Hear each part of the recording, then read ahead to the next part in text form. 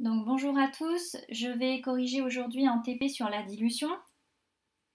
Donc pour rappel, la dilution, on va partir d'une solution mère, ici une solution aqueuse de colorant bleu, pour aboutir à une solution fille, toujours une solution aqueuse de colorant bleu.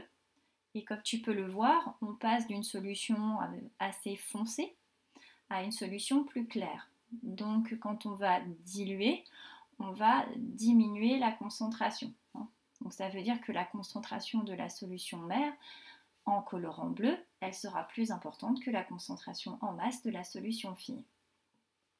Et pour faire une dilution, on a utilisé une pipette jaugée pour prélever la solution mère et on a utilisé une fiole jaugée pour fabriquer la solution fille. Et justement, la première question, on te demandait de justifier le choix de la verrerie pour prélever la solution mère et pour préparer la solution fille. Eh bien, on a choisi une pipette jaugée parce que c'est bien plus précis que n'importe quel matériel qu'on pourrait avoir à notre disposition. Donc pour prélever un volume précis de la solution mère, on utilise une pipette jaugée qui sera bien plus précise qu'une éprouvette graduée ou bien alors qu'un bécher, un bécher gradué bien sûr. Et pour fabriquer 100,0 ml de solution fille, je vais utiliser une fiole jaugée qui elle aussi sera plus précise qu'une éprouvette graduée ou bien alors qu'un bécher. Alors la question 2 était la réalisation de la dilution, donc je passe directement à la question 3. On te demandait de déterminer le facteur de dilution F pour passer de la solution mère à la solution fille. Et en exploitant les documents, tu voyais que F, c'était le volume de la solution fille divisé par le volume prélevé de la solution mère. Donc le volume de la solution fille, c'était 100,0 et millilitres sur le volume de la solution mère qui était de 5,0 millilitres. Et donc quand on divise 100 divisé par 5, ça fait 20. Donc on a un facteur de dilution qui est de 20. Alors on va voir ce que ça pourra signifier, mais en fin de TP. Dans les solutions mère et fille, on te demandait d'identifier le soluté et le solvant. Donc comme j'ai dit au départ, tu as une solution mère qui est une solution de colorant bleu, une solution aqueuse de colorant bleu. Donc là, dans la solution mère, le soluté, c'est le colorant bleu et le solvant, c'est l'eau. Et la solution fille, c'est toujours une solution aqueuse de colorant bleu. Donc le soluté, ça restera le colorant bleu et le solvant, ça restera l'eau. Donc c'est ce que j'ai mis. Les deux solutions sont des solutions aqueuses de colorant bleu brillant, mais qui n'ont pas les mêmes concentrations. Donc le soluté est le colorant bleu brillant et le solvant est l'eau pour les deux solutions. Donc là, il n'y a pas besoin de se faire de nœud au cerveau. Ça restera la même chose puisqu'on dilue, on rajoute du solvant. La question 5. Il fallait montrer par le calcul que la masse de soluté prélevée dans la pipette jaugée de 5 ml est de 0,0025 g. Alors, la solution mère, dans les documents, tu voyais que la concentration en masse de colorant bleu était de 0,50 g par litre. On prélève un volume de 5,0 ml dans la pipette jaugée. Donc maintenant, on a le volume, on a la concentration, on cherche la masse de soluté. Donc pour ça, on va utiliser la formule. Donc la concentration en masse, on sait que c'est la masse de soluté sur le volume de la solution. Donc nous, on cherche ceci. Donc il va falloir exprimer la masse de soluté en fonction de la concentration en masse et du volume de la solution. Donc pour cela, si tu as du mal, tu remplaces par des chiffres. 3, tu sais que c'est 6 divisé par 2. Toi, tu cherches 6. Donc 6, c'est 3 fois 2. Donc la masse de soluté, c'est bien la concentration en masse fois le volume de la solution.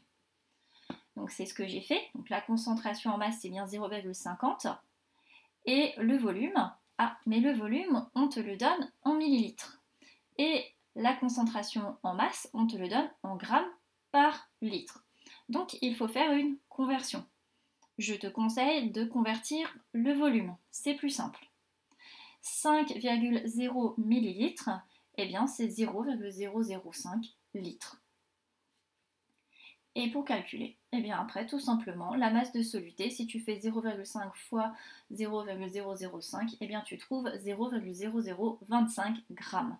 Donc on a bien démontré que la masse de soluté, ici, dans cette pipette jaugée, c'est-à-dire la masse de bleu brillant, elle est bien de 0,0025 grammes. Maintenant, on se demande quelle est la masse de soluté dans la solution fille. Donc, pour rappel, dans la pipette jaugée, on a vu qu'on avait mis 0,025 grammes de bleu brillant. Bon, la pipette jaugée, après, on la met dans la fiole jaugée. Donc ici, il y a toujours 0,0025 grammes. Et après, je rajoute de l'eau. Donc j'ai toujours 0,0025 grammes de bleu brillant. Il y a une petite erreur, il manque un 0. Donc, la masse de soluté dans la solution fille, eh bien, elle est de 0,0025 grammes. J'ai fait des erreurs. Après, il fallait calculer la concentration en masse de la solution de colorant ainsi préparée. Alors, désolé pour l'erreur, à chaque fois j'ai oublié le 0. Bon. Alors, ici, donc on s'intéresse à la solution fille. Qu'est-ce qu'on sait sur la solution fille?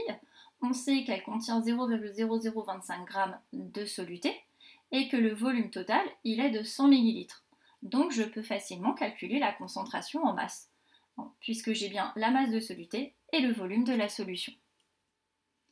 Donc pour cela, eh bien, je prends la masse de soluté, 0,0025 g, divisé par le volume de la solution. Ah, le volume de la solution, il était donné en millilitres. Généralement, une concentration en masse, ça s'exprime en grammes par litre. Donc, je vais changer 100 millilitres, c'est 0,100 litres. Et quand on divise 0,0025 divisé par 0,1, eh bien, on trouve 0,025 grammes par litre. Et donc, on a ainsi la concentration en masse de la solution fille.